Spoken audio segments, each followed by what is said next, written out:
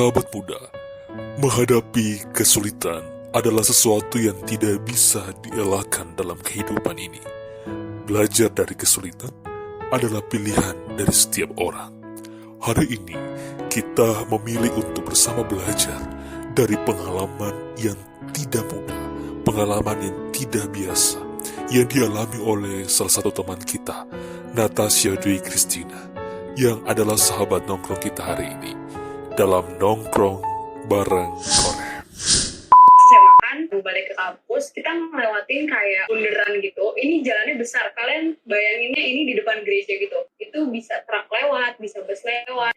Nah, aku tuh mau belok kanan sama temanku. Temanku yang bawa aku ini, memang dia tuh terkadang suka lupa ngasih sen. Tapi aku waktu itu udah ingetin, Re, kalau misalkan mau belok kanan, tunggu sepi dulu. Terus dia bilang, oke Nat. Akhirnya pas mau belok kanan, langsung jeder dari belakang, mobil itu nabrak aku. Terus aku jatuh, kelempar, dan helm aku tuh lepas. Jadi kalian bisa bayangin sekencang apa aku kelempar. Jadi yang nempel sama badan cuma baju sama sepatu dari bawah. Akhirnya aku terkapar. Puji Tuhan banget ya. Setelah aku jatuh, itu benar-benar ada satu mobil pick up yang berhenti di tepat di belakang aku. Jadi dulu aku jatuh, terus dia langsung rem mendadak. Kalau dia nggak ngehalangin TKP-nya itu, mungkin banyak mobil yang lewat, dan sebelum aku digotong, ya aku bisa ditabrak segala macam kan. Aku teriak-teriak, dan temanku itu yang ngebonceng aku, dia tuh bisa berdiri dong. Maksudnya, aku bener-bener kesakitan, nggak bisa berdiri, nggak bisa duduk bahkan, dan dia bisa berdiri nyamperin aku. Akhirnya udah, aku telepon temanku yang cowok-cowok, terus dipanggil ambulans, dan akhirnya aku dipindah ke rumah sakit terdekat, itu di rumah sakit Saiful Anwar, dan mendapat tindakan di sana. Terus sih. Dalam kondisi kamu sadar, Cak? Sadar, puji Tuhan banget. Aku tuh nggak ada cedera kepala, terus benar-benar nggak ada luka. Kayak dokternya tuh bingung, kok bisa ya kelempar sejauh ini tapi nggak ada luka sama sekali. Cuman ada satu luka kecil banget, benar-benar kecil banget. Itu di ujung jempol kiri, udah agak bawah gitu. Pokoknya udah, itu pun kayaknya kena sepatu sih. Cuman nyeri, tapi nggak tahu nyerinya kenapa gitu. Makanya akhirnya di ronsen. Terus diagnosanya itu akhirnya aku mengalami fraktur di bagian jadi tulang belakang itu kan ada bagian thoracolumbar ya. Jadi tulang transisi antara tulang punggung yang menyambung ke rusuk depan sama yang enggak. Nah, aku mengalami remuk-remuk di situ. Tapi untungnya karena pas di IGD itu aku langsung dites. Puji Tuhan pas CT scan keluar pun hasilnya sama sekali nggak ada saraf yang kena. Padahal biasanya kata dokternya, kalau orang tuh udah jatuh terus kena tulang belakang, itu pasti ada satu saraf yang kena. Aku sih sekarang mikirnya gini ya, kayak waktu aku kelempar itu, emang sih aku kelempar jatuh gitu. Tapi kayak ada yang ngelindungin aku, sampai aku nggak berdarah, aku nggak cedera kepala sama sekali. Itu neuron ceritanya. Kita yang membayangkan aja sulit gitu ya, apalagi yang mengalami gitu ya. Nah, pernah nggak sih terpikirkan sebelumnya kamu akan mengalami pengalaman seru kayak gini gitu ya? Karena sebelumnya kan kakak yang pernah cedera juga tahun kan? lalu. Iya. Tahun lalu, sekarang kamu pernah kebayang nggak ada di posisi itu gitu sebelumnya? Ya, sempat sih kayak mikir, kayaknya cepat atau lambat bakal merasakan. Karena kata teman-temanku yang udah sering naik motor gini, kalau misalkan orang naik motor belum kecelakaan tuh bukan naik motor namanya. Nah, aku kan sempat belajar naik motor ya, tapi aku nggak pernah jatuh gitu. Tapi sekalinya jatuh ya pas aku dibonceng. Cuman aku pikir itu bukan perkiraan aku, cuman memang udah terjadi aja. Dan sekarang ya aku sama kakak aku punya sesuatu di dalam tubuh yang memang harus dijaga. Kamu menulis istirahat sejenak sebelum berlari lebih kencang. Iya, betul. Apa maksudnya? Jadi gini, selama bulan Februari sampai Maret sebelum kecelakaan itu, aku itu ada program kerja, jadi jurusanku itu mau mengadakan studi banding ke Bali, dan kebetulan aku ditunjuk jadi panitia acara, dan aku benar-benar rapat, pokoknya hidup tuh untuk rapat, sampai yang tadinya biasa di kosan, aku sampai nggak pernah nyentuh kosan untuk waktu yang lama, ya paling buat tidur malam, habis itu aku kuliah pagi, siang, sore, malam, rapat lagi. Nah, kenapa aku bilang istirahat sebelum berlari begitu lebih kencang? Yang pertama, 1 bulan itu aku benar-benar lari kencang banget. Aku ngerasa kayak aku memforsir badan aku. Semua aku kerjain. Akademik iya, organisasi iya, bahkan bukan cuma di Malang, di Jakarta pun aku tetap ngurusin korem, aku bantu, aku nanya apa yang bisa aku lakukan. Harusnya setiap kita mau melangkah, kita tuh harus bersama Tuhan gitu. Nah, tapi ini sebulan kemarin itu benar-benar aku semakin aku berlari, aku semakin jauh dari Tuhan. Jujur, itu 1 bulan paling sibuk kemarin itu sebelum kecelakaan. Aku jarang banget baca renungan. Sampai di titik terendah baru kadang aku kayak bener-bener capek, aku doa, terus udah gitu doang. Maksudnya itu jadi kayak, aku ke Tuhan karena pelarian doang kan. Sampai akhirnya mungkin karena aku berlari udah terlalu kencang, aku jauh banget dari Tuhan. Itulah kenapa aku bilang, Tuhan bener-bener kasih aku waktu untuk istirahat sebentar. Jadi waktu pertama kali aku dinyatakan fraktur, yang keluar dari mulut aku tuh cuman, ya udah. Dalam hati aku bilang, memang mungkin waktunya aku untuk istirahat sebentar, sebelum aku diizinkan Tuhan lari lebih kencang. Dan aku bener-bener nangis, bukan karena aku fraktur, tapi karena tiba-tiba aku sadar bahwa emang selama ini aku asik dengan dunia aku sendiri gitu loh. Terus aktif dengan organisasi-organisasi yang makin mengeratkan aku, terus kesibukan-kesibukan baru yang justru membawa aku tuh jauh dari Tuhan. Sampai akhirnya Tuhan pengen bilang kayak, nah jangan kecepatan gitu loh, ayo larinya bareng-bareng gitu loh, kamu istirahat dulu. Itulah kenapa aku bilang istirahat sebentar sebelum hari lebih kencang. Sampai benar-benar Tuhan minta aku istirahat, benar-benar istirahat guys. Jadi 3 bulan itu aku kemarin ini benar-benar istirahat, bed rest full, cuman ngerjain akademik, ya udah sekalian stay at home karena COVID. Menarik ya, memang Tuhan punya banyak cara ya untuk kemudian mengingatkan kita dengan cara Tuhan itu membuat kita kadang mulai punya kesadaran baru, mulai untuk kemudian memikirkan kembali, menoleh sejenak ke belakang, untuk kemudian melihat sudah sampai mana ya, apa yang sudah dilakukan selama ini, itu membawa saya sampai di mana gitu ya. Oke, Benar. Aca kalau boleh tarik sedikit ke belakang ya Aca ya. Boleh. Apa yang paling menjadi pemikiran ataupun ketakutan terbesar seorang Kak Aca saat berada pada masalah ini? Oke, yang bikin aku down pertama adalah karena aku sadar ini butuh waktu lama buat aku untuk recovery lagi ke diri aku yang dulu. Kayak cacing kepanasan dia, maksudnya pasti lompat-lompat gitu kan. Sekarang harus yang diem. Itu yang bikin down pertama. Terus yang kedua, kenyataan bahwa aku nggak akan normal lagi. Ini aku jujur aja ya teman-teman. Setiap orang yang patah itu udah nggak akan normal lagi. Dan aku pun menerima itu sekarang. Aku bukan seperti teman-teman yang mungkin masih dalam kondisi fit tulangnya. Dimana normal maksudnya? Gak normal maksudnya? Dalam arti fisik. Maksudnya kalau sesuatu bilang tuh, gitu ya? kamu tuh udah jangan terlalu memforce sesuatu kan. Karena kamu punya kayak bekas penyakit gitu loh yang harus kamu jaga. Nah, menghadapi fase setelah operasi. Itu fase-fase paling menyakitkan. Aku nangis gak bisa, batuk gak bisa, makan juga gak bisa. Itu batuk gak bisa? Batuk gak bisa, karena habis operasi. Kalian bayangin gini ya, aku operasi itu di punggung, dan itu sayatannya 15 cm, atau sekitar panjang HP kalian. Dan bayangin, itu lukanya tuh kalian tindih dengan badan kalian sendiri. Bayangin aja, itu kayak, ya ampun, aku makan tuh gak bisa, karena kesedek neken punggungnya, sedangkan waktu itu punggungku masih basah, baru dibuka, baru dioperasi. Terus mau nangis, kesegukan, kenanya punggung juga. Akhirnya cuma bisa merintih doang, bener-bener kayak cuman, sakit. Setelah itu adalah down yang paling parah lagi adalah, jadi waktu itu kan belum ada corona. Itu berarti masih 5 Maret ya, berarti corona itu belum sampai sekarang gitu ya? Ya, belum ada tuh, corona masih belum nyampe Indonesia dia. Terus masih optimis lah kita mau ke Bali. Bayangin dong Kak, teman-teman ke Bali dan aku nggak bisa ke Bali. Rasanya tuh kayak, ya ampun, aku cuma bisa diem di rumah dan mereka ke Bali semuanya. Tapi lagi-lagi Tuhan itu emang bener-bener baik banget. Bener-bener rencana tuh langsung berubah. Tiba-tiba pandemi datang, nggak jadi ke Bali. Sama sekali nggak jadi ke Bali. Dan aku langsung kayak, oke, Tuhanku hilang satu persatu. Dan yang bikin paling down lagi adalah, aku kan nggak suka ya ngandelin orang. Maksudnya, kalau bisa aku kerjain sendiri, kenapa aku harus nyuruh orang dan minta bantuan orang gitu loh. Terus selama aku recovery 3 bulan, aku nggak bisa lepas dari mamaku. BAB kencing harus diangkat, dibantuin berdirinya. Itu 1 bulan pertama sih. Setelah 2 bulan tuh aku udah bisa berani sendirilah. Tidur ya, mau baring kanan itu, jam 2 pagi bangunin mama. Ma, mau baring kanan, mau baring kiri. Ma, yang bikin aku kayak, aduh, aku bener-bener nyusahin banget. Sampai waktu di rumah sakit ya, mamaku nggak tidur 1 minggu. Demi urus aku. 1 minggu.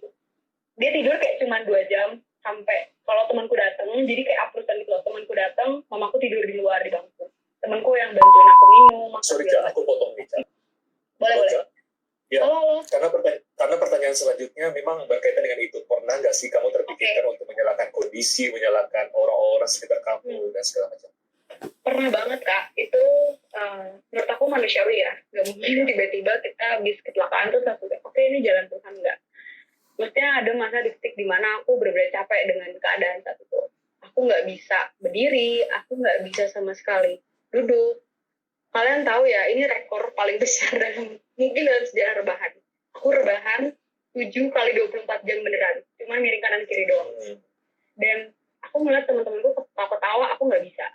Terus waktu itu 1 malam, 2 hari setelah operasi lah kalau nggak salah, itu aku bener-bener sakit banget. 1 nyeri, 2 perutku kembung, nggak bisa kentut, nggak bisa pup, nggak bisa makan. Terus aku bener-bener kayak orang, katanya sih kata susternya simulasi melahirkan. Aku ingat banget ya, posisinya aku balik di kiri, terus aku nangis. Aku bilang, Tuhan kenapa aku yang harus ngalamin ini? Terus akhirnya mamaku bilang gini, mamaku nangis seperti itu. Dia bilang, gak boleh nyalain Tuhan. Kan kamu kuat, makanya Tuhan pilih kamu. Terus gak tahu ya, bener-bener gak tahu, ini aneh banget. Tiba-tiba suster datang 1. Aku lupa dia nganterin apa, kayaknya ganti infus deh. Terus dia bilang, Mbak yang kuat mana nih, jangan nangis dong gitu. Terus langsung aku pikir kayak, oh oke. Kayaknya emang teman-teman aku emang julukin aku juga apa ya, not so strong gitu loh. Itu memberikan kayak stimulus positif banget ya untuk kamu ya. Banget Kak, karena memang aku yakin sih setiap orang yang mengalami penyakit atau masalah itu ketika dia punya stimulus bagus dalam dirinya tentang positif itu lebih cepat sembuh timbang orang yang parnoan terus kayak kayak negatif terus tuh lama banget sembuhnya. Ya udah, sekarang akhirnya aku bisa menerima dengan keadaan. Ya, this is the greatest lesson sih. Wow. Keren sih, Cak. Ini berarti kecelakaan ini bukan hanya sebatas menghantam fisikmu saja, bukan hanya menyerang sakit fisikmu saja, tapi juga dimensi aspek-aspek lain gitu ya. Psikis kamu, musik kamu, sosial kamu ya, sosial benar juga ya. Hubungan kamu dengan teman-teman juga kan akhirnya terbatas gitu ya, dan segala macam. Dan spiritualitas kamu. Bener banget. Ya. Jujur itu paling bener sih. Ini menurut Aca pengalaman paling berharga dan menghidup Aca itu sendiri ya. Apa yang paling berubah? Yang sebelum kamu mengalami kecelakaan dan sesudah kamu mengalami kecelakaan seperti apa? Oke. Jadi yang pertama itu belum dari segi spiritualitas dulu ya, tapi dari segi keamanan. Kecelakaan itu bisa terjadi kapan aja. Bahkan ketika kita hati-hati pun kita bisa aja jadi korban. Dan yang pengen aku sampaikan adalah ya ketika teman-teman berani untuk berkendara, jadi teman-teman juga udah harus berani memastikan bahwa kendaraan yang teman-teman bawa itu baik adanya dan kondisi teman-teman juga saat membawa kendaraan itu baik adanya. Kejadiannya adalah kayak aku ditabrak sama karyawan dan dia itu nggak punya tabungan sama sekali teman-teman.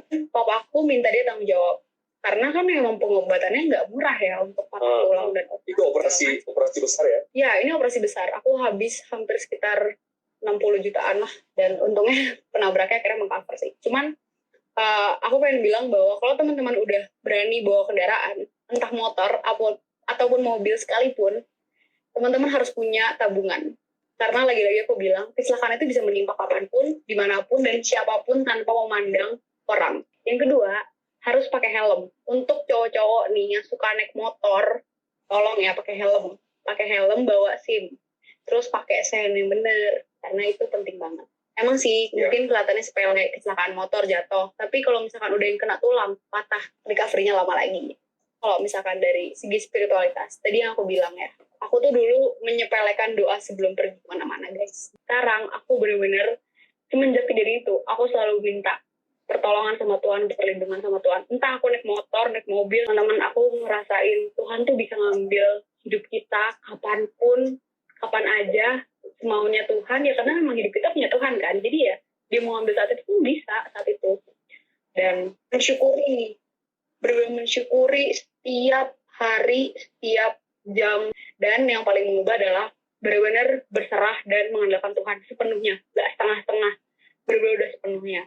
Jadi kalau dulu mungkin aku masih mengandalkan diri aku ya, menghadapi masalah kayaknya aku bisa deh ngadepin masalah sendirian, tanpa harus ke Tuhan pun aku bisa gitu.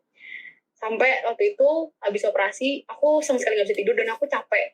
aku kayak marah ke diri aku, kenapa sih nggak bisa tidur, susah banget disuruh tidur doang. Terus aku berdoa sama Tuhan, aku bilang, Tuhan aku bener-bener capek banget, aku belum tidur semenjak kecelakaan sampai 5 harian gitu, aku belum tidur. Aku tidur tuh pas operasi doang kayaknya. Terus aku bilang, aku mau tidur 1 jam aja, Tuhan tolong kasih. Dan bener-bener Tuhan kasih saat itu juga, aku langsung tidur pulas 1 jam terus kebangun.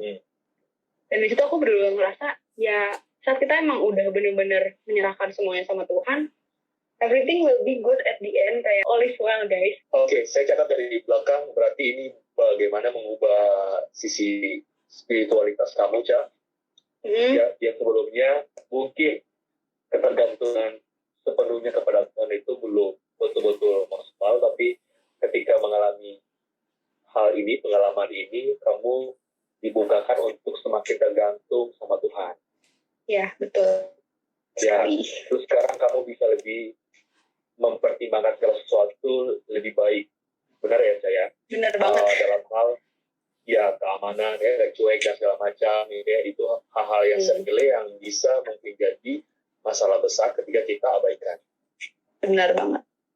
Ya, banyak ya, berarti hal-hal yang kamu bisa lihat sebagai sesuatu yang berharga yang mengubah hidup kamu ya, saya. Ya, banget Kak, banyak banget sih. Nah, siapapun kita kan nggak ada yang ingin mengalami pengalaman ini ya. Pasti. Ya, tetapi itu bisa saja, tadi Aca sebutkan, itu bisa saja terjadi pada siapapun. Apa yang harus kita lakukan atau sadari untuk membantu kita melewati masa-masa sulit itu? Jadi waktu itu di kamar rumah sakit itu, aku scroll IG kan, terus ada kalimat kayak gini. Berada di ruangan ini mungkin memang takdirmu, tetapi jendela mana yang ingin kamu lihat. Jadi ya balik lagi, buat aku yang pertama adalah harus punya mindset yang positif ketika kita menghadapi masalah. Oke, karena benar-benar positif ya, Ca, ya, pemikiran yang positif. Ya, itu harus banget Kak, karena itu pun di dalam dunia pengobatan ya, maksudnya dunia penyembuhan, itu adalah salah satu cara untuk kita bisa lebih cepat recovery-nya. Terus yang kedua adalah saat aku mengalami masa-masa sulit itu, aku benar-benar udah pasrah aja. Ya sudah, ini sudah terjadi, sekarang tinggal tatap ke masa depan, selanjutnya aku harus gimana gitu. Dan selain itu tentunya berdoa dan meminta mendapat support sih dari orang-orang terdekat. Misalkan aku punya teman-teman di Malang saat itu ya, kan yang benar-benar menyaksikan aku semenderita apa tuh teman-temanku di Malang dan mamaku. Mereka gitu loh yang tiap hari tuh gak pernah bolong datang. Selain itu juga aku punya koren gitu waktu itu yang bener-bener aku gak nyangka banget sampai segitunya Kak, maksudnya sampai diucapin, didoain, aku kayak wow, ini bikin aku makin semangat untuk menghadapi masa-masa menyakitkan itu sih. Dan yang terakhir, kalau dari aku ya, karena dari dulu aku punya cita-cita untuk jadi motivator atau bisa juga inspirator gak sih, ya pokoknya orang yang berinspirasi. Aku ngerasa kalau setiap masalah itu memang terkadang membawa kita untuk menjadi seseorang yang mengabarkan berita baik gitu loh. Ya, oke. Sejauh ini Cak, saya kalau diizinkan untuk merangkum sedikit. Boleh. Saya dari tadi sambil rangkum apa yang nanti sementara kita sampaikan rangkumannya, tapi sejauh ini yang saya rangkum, bagaimana kita mengelola rasa sakit itu ya, untuk menjadi suatu potensi besar untuk membuat kita semakin bertumbuh gitu ya. Ya. Poinnya yaitu ya, apa yang membuat orang Aca dari tumpukan puing-puing hari terburukmu saat itu yang mengalami kejadian yang bisa merasa lebih kuat dibandingkan sebelumnya? Aku selalu berpikir bahwa fraktur itu bukan penghalang buat kita berkarya ya. Karena ya walaupun adaptasinya itu susah banget. Cuman kenapa aku bisa kembali lagi adalah yang pertama aku semangat untuk sembuh. Karena aku bener-bener kayak gak betah untuk hidup diem gitu, aku gak betah. Dan aku berpikir aku harus cepat sembuh. Kan teman-teman aku khususnya ya berpikir bahwa aku ini memang kuat gitu loh. Dibenturkan segala macem masih kayak gini gitu kan. Nah aku pengen itu tuh nggak hilang, memang apa yang mereka katakan itu memang benar gitu loh. Dan aku mau berkarya lagi gitu, kayak udah nggak sabar sih untuk ngelakuin banyak hal. Itu yang bikin aku mungkin cepat pulih sih Kak. Oke. Aca, terakhir ada yang mau disampaikan untuk menjadi penekanan bagi kita, pembelajaran bagi kita hari ini? Selagi masih muda dan selagi masih diberikan Tuhan kesempatan untuk berkarya, aku pengen minta teman-teman untuk terus berkarya dalam hidup teman-teman gitu loh.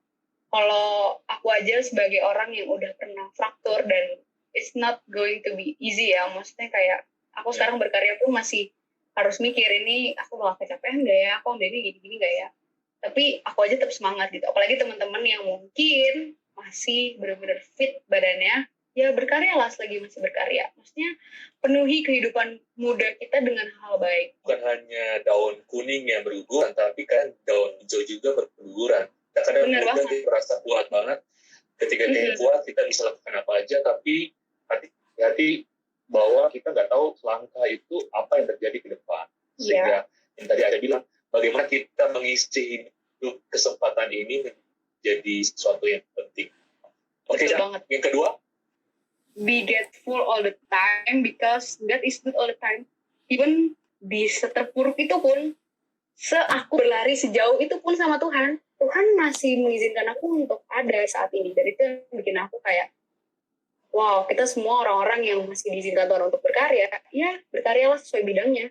Jangan berhenti untuk berkarya sih. Sekecil apapun karyamu, di mata Tuhan pun itu berharga kok. Dan be careful juga untuk setiap langkah yang kita ambil tentunya. Setiap keluar rumah hati-hati. Lihat kanan kiri ada kendaraan atau enggak, jangan lupa. Itu sih Kak. Oke, Aja, thank you Aja untuk sharingnya. Saya kalau mau rangkum secara cepat, ada beberapa poin yang kemudian tadi saya catat. Keberhasilan hidup bukan didapat karena kita memegang susunan kartu yang bagus ya, melainkan karena kita memainkan susunan kartu yang buruk dengan sangat baik. Jadi ketika masa sulit tiba, orang menenggaknya dengan buruk. Tetapi kita belajar untuk mengelola masa-masa sulit sebagai poin-poin untuk menuju keberhasilan yang berkembang ke depannya. Betul ya? banget. Nah, yang poin berikutnya, kita belajar bagaimana orang yang sering menyalahkan keadaan adalah sesungguhnya orang yang tidak pernah melihat bahwa Allah sedang bekerja dalam segala keadaan. Aku mau nambahin sesuatu. Ini mungkin bisa jadi pegangan teman-teman untuk berpikiran positif. Jadi dulu itu aku pernah diceritakan sama kakak pembina, emas itu sebelum jadi emas, dia kan bulir-bulir kan, maksudnya butir-butir emas. Iya. Sebelum jadi emas, dia mengalami proses peleburan yang sangat sakit. Dibakar, disinarin. Ketika kita dibenturkan berbagai macam masalah, ingat bahwa itu karena Tuhan ingin menjadikan kita sesuatu yang memang berharga gitu, emas gitu loh. Karena itu sih yang bikin aku sampai sekarang berpikir kenapa ada quotes, pain make us stronger than before. Emang benar, kadang luka-luka itu menjadikan kita lebih kuat dan membentuk diri kita. Itu closing statement dari aku, asik closing statement. Siap. Oke, thank you Aja, thank you. Ya. Ya.